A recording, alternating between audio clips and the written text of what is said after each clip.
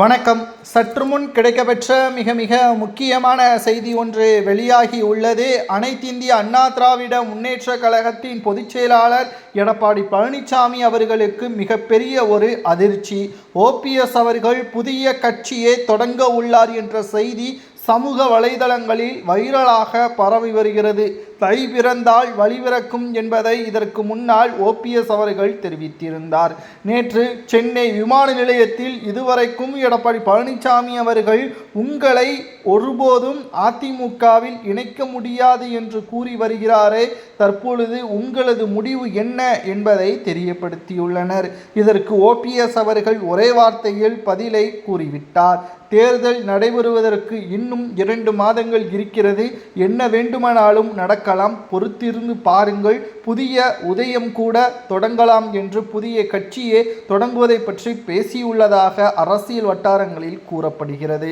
ஆனால் உண்மையாகவே ஓபிஎஸ் அவர்களுக்கு புதிய கட்சியை தொடங்குவதில் எந்த ஒரு விருப்பமும் கிடையாது. ஏனென்றால் அவருக்கு பின்னால் இருந்த வைத்திலிங்கம் மனோஜ் பாண்டியன் செய்த மிகப்பெரிய ஒரு துரோகமே அவரை அதிலிருந்து இப்பொழுது வரை மீண்டு வர முடியாத ஒரு நிலைமையில் உள்ளதாகவும், தற்பொழுது எப்படியாவது அதிமுகவில் இணைப்பதற்கு அவரது குறிப்பிட்ட சமூகத்தினரது ஆதரவுகளை பெற்று தற்பொழுது இருக்கிறார்.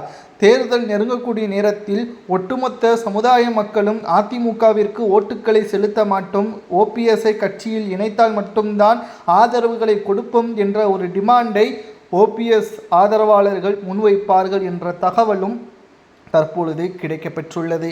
இது மட்டுமே போதுமானது ஓபிஎஸ் அவர்களை வெற்றியடைய வைப்பதற்கு என்ற ஒரு திட்டமும் இருப்பதாகவும் தகவல்களை நம்மால் பார்க்க முடிகிறது. 2026 சட்டசபை தேர்தல் நிச்சயம் அரசியல் களத்தில் மிகப்பெரிய ஒரு திருப்பு முனையாக மாறும் என்ற தகவலும் தற்பொழுது கிடைக்கப்பெற்றுள்ளது. ஓபிஎஸ் அவர்களது ஆதரவுகள் இல்லாமல் குறிப்பிட்ட சமூகத்தின் தென் மாவட்ட ஆதரவுகளை ஒருபோதும் பெற முடியாது என்ற காரணத்தினால் தற்பொழுது ஓபிஎஸ் அவர்களை நிச்சயம் அதிமுகவில் இணைப்பதை தவிர வேறு வழியே கிடையாது என்ற தகவலையும் நம்மால் பார்க்க முடிகிறது. அனைத்திந்திய அண்ணா திராவிட முன்னேற்ற கழகத்தின் செயல்பாடுகள் வெற்றியடைய வேண்டும் என்றால் அதற்கு பன்னீர்செல்வத்தின் ஆதரவுகள் தற்பொழுது தேவை. அனைத்திந்திய அண்ணா திராவிட முன்னேற்ற கழகத்தின் ஆதரவுகள் அனைத்துமே தற்பொழுது ஓபிஎஸ் இருப்பதால் எடப்பாடி பழனிசாமி அவர்களுக்கு வேறு வழியே கிடையாது.